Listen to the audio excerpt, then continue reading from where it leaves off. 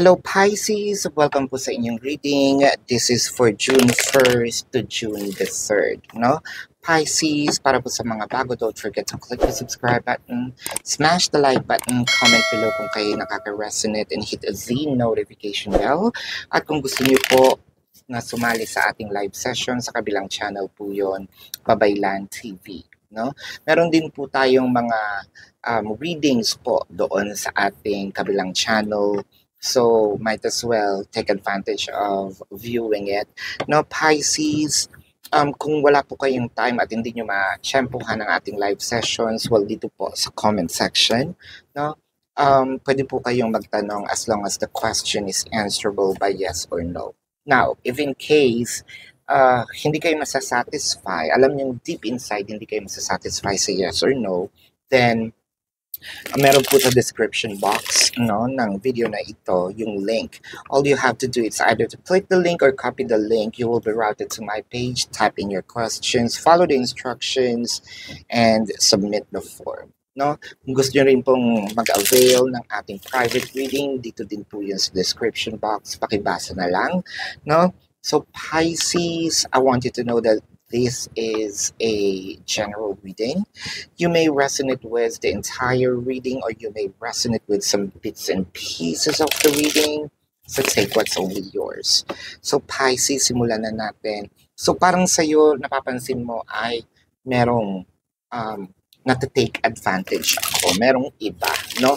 Nung una naniniwala pa ako pero ngayon nakakita ko ng mga loophole. I smell something fishy, sabi ni Pisces, no? Parang hindi ko na masyadong binibili, no? Yung mga excuses, hindi ko rin masyadong pinag-iintindi ngayon yung mga sinasabi sa akin.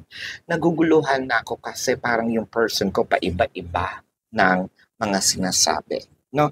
And I think na meron ditong sabihin nating involved na other people na nakakarinig ka ng mga bali-balita, either sabihin nating information from a friend of a friend of a friend, or it could be a post na natag, sabihin natin na ganyan. And then nasasabi mo, parang hindi naman ito yung sinabi. Nagkakaroon tayo ng kutob. And iba kasi kapag kinutuban itong si Pisces. Kasi Pisces is very sensitive, no, when it comes to spirituality and when it comes to their gift. With the Six of Swords in here, the Two of Swords, and the Chariot. Especially nung sinabi nito na umalis siya or na pumunta siya sa kaibigan. No, I feel like with the Six of Swords dito, hinayaan mo lang. Pero in deep inside, alam mo sa sarili mo na merong nangyayaring iba. No? Kumbaga, tumating na rin dun sa point na habang nag-e-explain itong person mo, nakatitig ka na lang, tapos inaantay mo na magsabi siya kasi deep inside, alam mo, nagsisinungaling siya. No? Tapos inaantay mo na lang na magsabi siya ng totoo. No? Hindi niya alam na parang meron kang hint kung ano ang nangyayari with the Judgment and the Knight of Coins. So, when we say the Knight of Coins, so parang naging stagnant, no? Kumbaga meron ka ditong either shocking news, either ngayon mo lang siya nakita na nagkaganon, ngayon mo lang siya parang napansin na meron talagang tinatago. No, with the Judgment in here, nandun ka pa rin sa point na, sige, I'm giving the person the benefit of the doubt, pero more of wini-weigh-in ko, and I'm seeing more of a lie rather than more of what? Rather than more of telling me the truth. With the Ten of Coins, the Two of Wands, and the Temperance. Lalo na pag pinag-usapan natin dito yung pera, no? Saan napunta yung pera? Or saan napunta either yung inutang mo sa akin with the Two of Wands. So parang hinahanap ko siya, hindi ko naman siya makita. Parang hindi ako naniniwala na doon siya napunta. No? I think that with the Queen of Wands and the High Priestess in here, meron ka lang kakausapin or meron nagbalita sa'yo, and I think you want to confirm.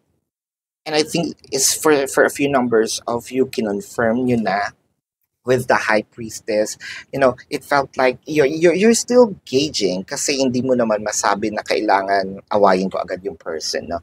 Pero dumating ka na dun sa part na, tinatakpan ko yung tenga ko kasi I don't believe you anymore, no?